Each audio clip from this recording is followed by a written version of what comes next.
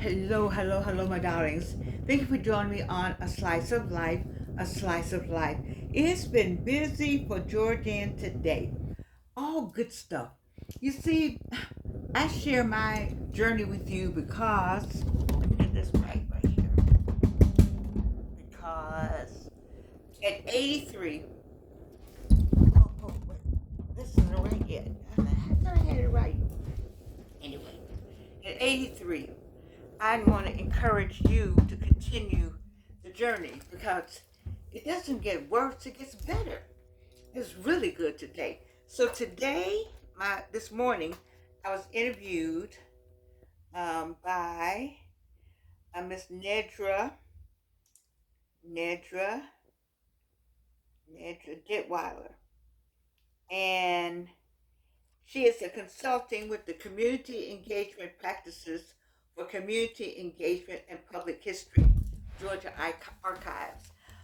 We had the best time because they have something called the porch, and they're doing it in conjunction with senior citizens all over the city. And you can go today. I went to Fairburn Road, to the recreation center on Fairburn Road, and they had something like a porch, a simulation of a porch set up. But we were interviewed about community, and so I shared my 5 books, and I spoke about the beloved community. It was awe inspiring to be able to talk about the books that I've written and how I feel about the whole Mindy Full of Love and the root shock that's associated with the changes in the neighborhoods. And so if you go to Amazon.com, you'll find all my books up there. Even the last one that I just did. I looked on there and it's available now. So there are 5 books that I would love for you to look at. But that was the fun. That was fun this morning. I appreciate the Miss Ned Detweiler, Nedra Detweiler. She was fun to speak with. She was a social worker, so my heart lit up because I love social workers. You all know I know that. I've talked about social workers, and she's with Georgia Archives, and so as people continue to work on erasing, I am just bent on. I'm grateful to God that as you erase, we make permanent. As you try to erase that, we go back and put it in another way.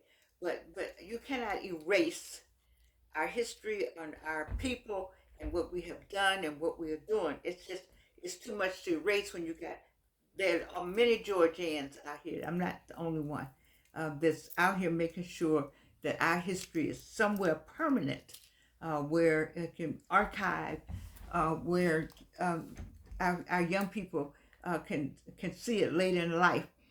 Someone says, "What? Well, they didn't do anything." Yes, we did. We're looking back now at some great works, and it just does my heart good to know that we're out here making a difference. So the second place I went today, wait, I did not know. If you go to Facebook, you'll see my sweet daughter put up a beautiful post about a historical marker that had my name on it. I want to thank um, Council Member Michael Julian Bond for being intense and being determined to tell our story and make it permanent. We have, I think he has about 6 or 7 markers now. 2 on the corner of it's not Fair Street, on the corner of Student Movement and James P. Broadley. And one marker represents the manifesto, the appeal that was written by Dr. Rosin Pope and Julian Bond and signed by students and leadership of the AU Center. And then there's another one with the history. And then over by Trevor Arnett on Clark Atlanta University campus, there's another marker as we salute the Atlanta student movement. Those names are there permanently outside of what used to be the library, which is now the Art Center, and that's the Trevor Arnett. And then there was another marker there initially that was there, I think, that listed the Atlanta student movement, a mark that spot. And you can see that same space on High on the Hog, season 2, episode 3. I am in that NAACP award-winning episode with Mr. Charles Black, who's one of the few living, the last living person who started, actually initiated the Atlanta student movement, and Marilyn Price Hoyt from Spelman College. She was arrested with Dr. King on October 19th, 1960. It's a lot of history in Atlanta, and finding these little kernels they make they pretend like they're hard to find, but we all still here, and we all still living. And I'm one of those people. I'm grateful that I'm one of those people. We march for you to have all that going on out there with you. We did some things, and so our stories are being told and are recorded, and I'm very happy about that. My daughter and I did Foot Soldiers, the movie, recorded the documentary Foot Soldiers, a class of 1964. It's on pbs.org. Know your history. Atlanta is Atlanta. All of you love Atlanta, but you don't know how Atlanta got to be Atlanta. People in Atlanta know. Those who are born and raised in Atlanta. Those who knew and know what we went through to get Atlanta to where it is today. Which is why we get annoyed when new people come in and try to tell us all about what we're doing, when we know what you coming in on the fluff. We're the ones that took the hell to get it to where it is today. And so know your history, and let's help make it as permanent as possible. And that's what Morehouse College and Dr. Clarissa Myrick Harris White, she has made it her business. She and Councilmember Michael Junior Bond, they have a bond, and they have a bond, and today when we did that ceremony, it just brought tears to my eyes, but I didn't know my name was going to be up there on the marker. And so so many names and so much we've done as those of us who have marched and worked. So I just came on tonight. I'm late coming on for the show tonight, but I want to make sure that that I say to you what happened today. I have a friend of mine has called me, but I keep going with my show so everybody know that I'm on the air, and I will get back with them because I love them. They know I'm getting these shows out one by one, crank them out. But one thing I want to say for you is and know your history, and when there's no Clarissa Myrick Harris White, and then it's one of you take up where Dr. Clarissa Myrick Harris White left off. We got Dr. Monique Earl Lewis, and we have Dr. Regine Jackson. The three of them in Morehouse. We have Dr. Bass over at Clark Atlanta, Dr. Daniel Black, Dr. Mary Hooper, Dr. Tammy Simmons, Dr. Kimbrough. We got Dr. Celeste White, Whites. We got people who are making sure that our history. Dr. Tim Moore, his book on the melanin. I mean, you can't get any better than that. We have people who are documenting, and if we don't do it, you see what's going on in the news. They're trying to take away your voting rights. So if they want to take your voting rights, what do you think they think about your history? But today history was made because I had no idea, and in the unveiling of the historical marker, I've been at many unveilings of the historical marker. I never expected to see my name because I wasn't an Atlanta student movement. I was a foot soldier. The Atlanta student movement was already formed, and they have a corporation, and that's Judge Brenda Sue Hill Cole. That crew, Ann Borders, Patterson, they have a corporation. They were already Dr. Herschel Sullivan, Shalinor, Reverend Dr. Amos Brown. Those people, they came together while we were still in high school. So when we arrived as freshmen at Spelman in 1960, then they were like, well, we got a new set of people. Let's see what's going to happen. And when they came and talked to us, especially uh, me and a number of us were from the north, we were just trying to figure out what in the heck is going on here. And so I jumped right in. And as I said today, the burn mark is still on my arm.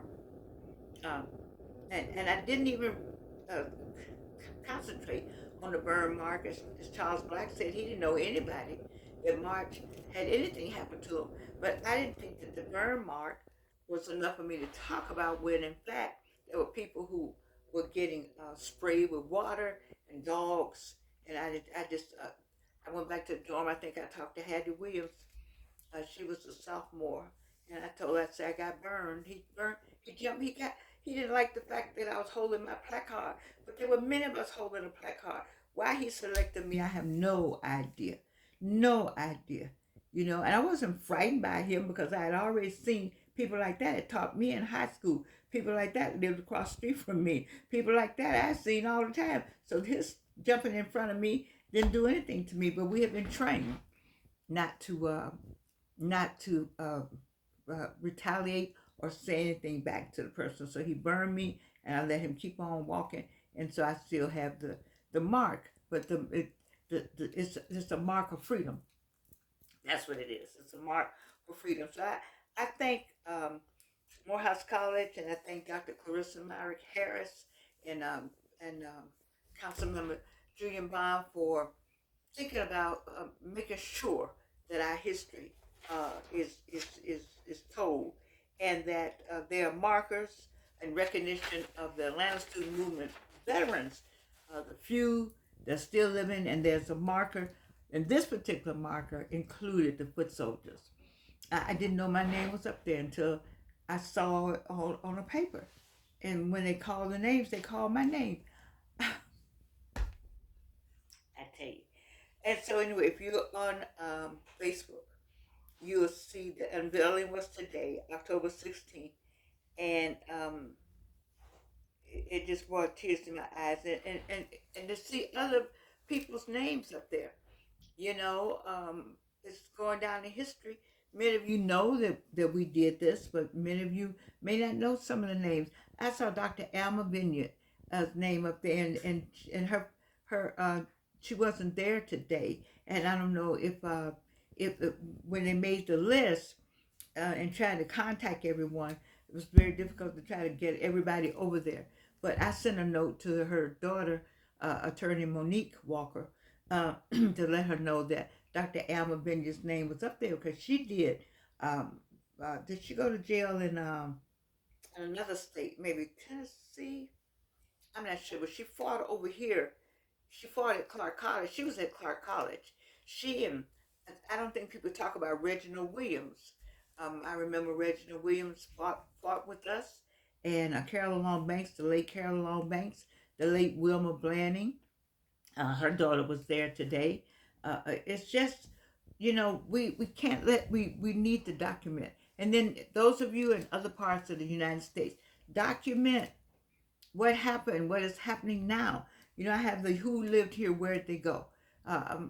Document, find these places and put it in a book somewhere. Put it on site, on site, on a site. Get on in front of YouTube and say something about our history. You see, we have waited a long time for somebody to pick up the cross. Then nobody's gonna pick up the cross. Don't nobody care nothing about us.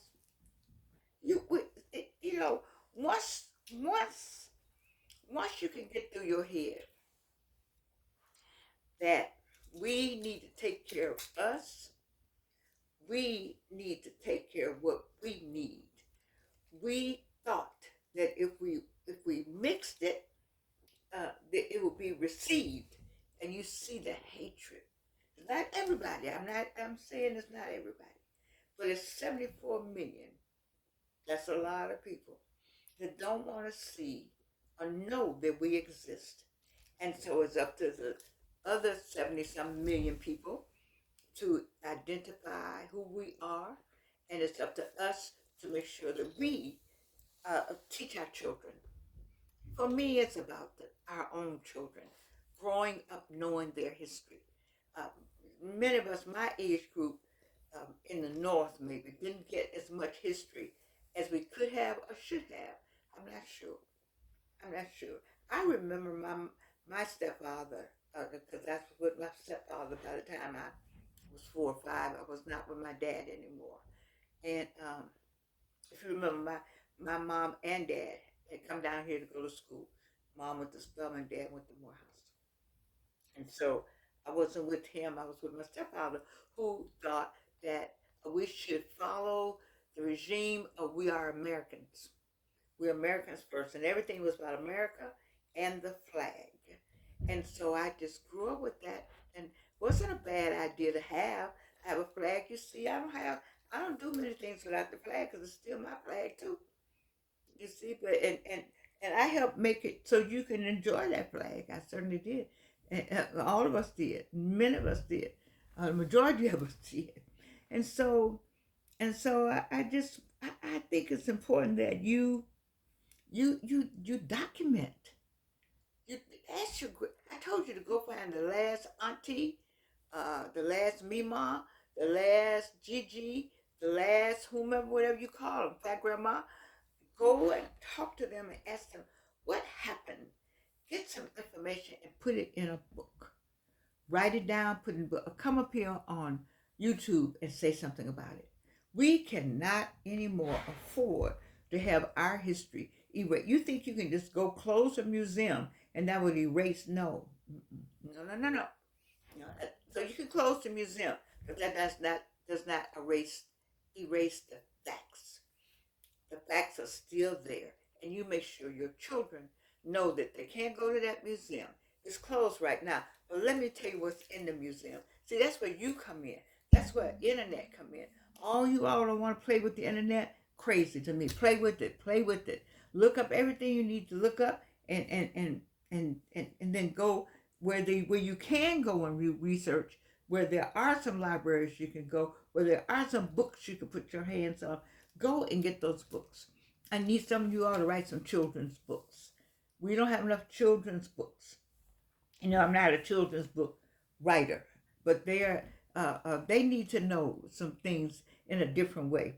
I would like to see Dr. Daniel Black's The Coming put in a children's book. Now, I don't know how he could do it, but I have an idea in my mind of how we can teach the coming, the terminology, the essence of what it means, and the suffering in a way that children would understand, so they can find out early about the enslavement of our people, and find out in a different way. There's much to do. So many of you are so smart on the other side of this screen, and you're not doing enough. You can do more, especially my educators that are retired.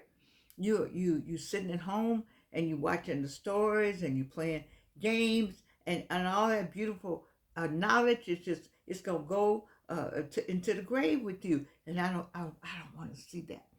I like for you to share it. Get a book going on. Anyway, I'm just very happy about what happened today. I thank God every day for the gifts he gives me, and he gives you too. Miss Nedra, today, it took a long time for us to get our interview going. And that's when I knew that it was going to be all right, because we had interruption after interruption after interruption. And I was like, you know what? But I had Sarah show up, Miss Sarah Cynthia Lemons came by looking for where they were doing the interviews, right when I was just about to be that other Georgian. And I walked out, and there she was. And I said, oh, Sarah. She said, I'm looking for the people doing the interviews. I said, right here. And that gave me that extra lift I needed to go. And I went all day without my cane today. Ooh, I'm so proud of that. Because, I have something else I want to do. Now I got one more book to get out, but it has nothing to do. The series is over. I'm done with the series. I'm hoping that you will be able to use the series, that people will use them in the schools, in the classroom. But I got something else, and I don't need to be on a cane. All right, I want to motivate you to say, come on. I hear people saying, Georgianne, you just do so much. Yes, yes, yes, yes, yes, yes, yes, yes, yes. Do you be How you do all that? Tylenol, tea, like COT, prayer, pain. But I'm on a mission. You're on the same mission. And you know you're on a mission. You know you got stuff, things that you need to be doing that you're not doing. Well, I'm the one to get on you about it. Don't you like these glasses? I liked everything I had on today. When we sang the Spellman hymn, oh, by the way, how is it that when we sang the Morehouse hymn, we knew all of their words, and then we sang ours? I love you. You know, and you can't do anything about it.